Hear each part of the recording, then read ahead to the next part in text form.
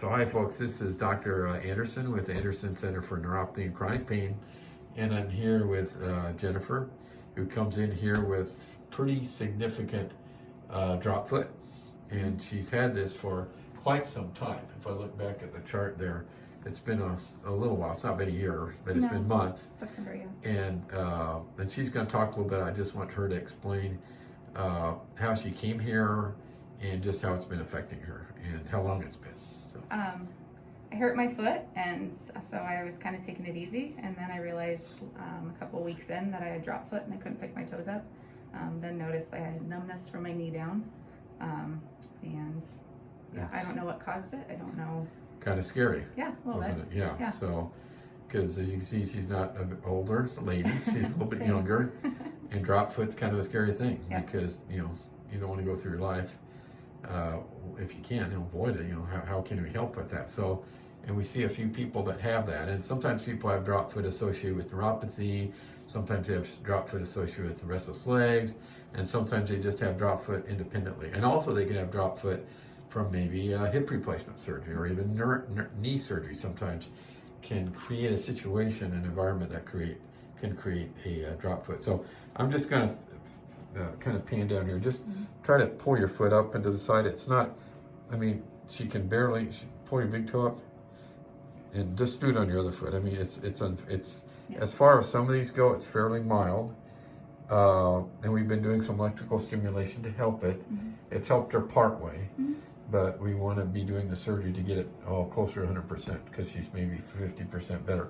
But the main theme of this video, I want to show you over here. We did an ultrasound, and with this ultrasound, I just want to zoom in on this and point this out. This is an ultrasound of her common peroneal nerve, and I'll scan back here because the common peroneal nerve is right up here below the knee, and it's a branch of the sciatic nerve, and it comes around the outside of the leg below the knee and right beyond where the nerve tunnel is, which is about there. It then divides into multiple little branches that supply the muscles that allow you to move your toes up, your foot up, your ankle up, and the foot sideways. There's 5 of them. And then we come over here though, we then have just got, we just got done looking at this nerve. And this is a view, what we call a longitudinal view, so meaning that down that way would be the toes and the foot, and up that way would be the hip. And we're right at a level where this nerve is diving beneath a muscle compartment we call the lateral leg compartment. And there's a muscle up here, and then here is the actual nerve. And I think I remember the measurement down here was about 1.9 millimeters thick, and then up here you can see the measurements at 2.3. So the point is, we see this hourglassing, I call it, sort of an hourglass effect, where the nerve here is a little bit larger, and then it gets to the very tightest part of the tunnel, which is underneath this muscle compartment. And you can actually see the compression of the nerve is really smaller there.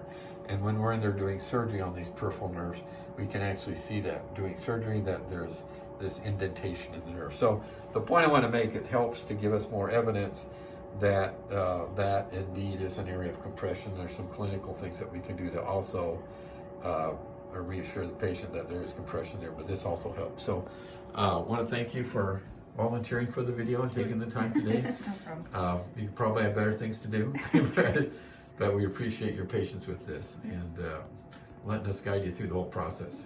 All right? Thank you. So everybody, thank you for watching, and if you have any questions or comments, please, we invite that, and because some of this is new information when we're talking about the peripheral nervous system, and please think about subscribing to our YouTube channel. Thank you for watching.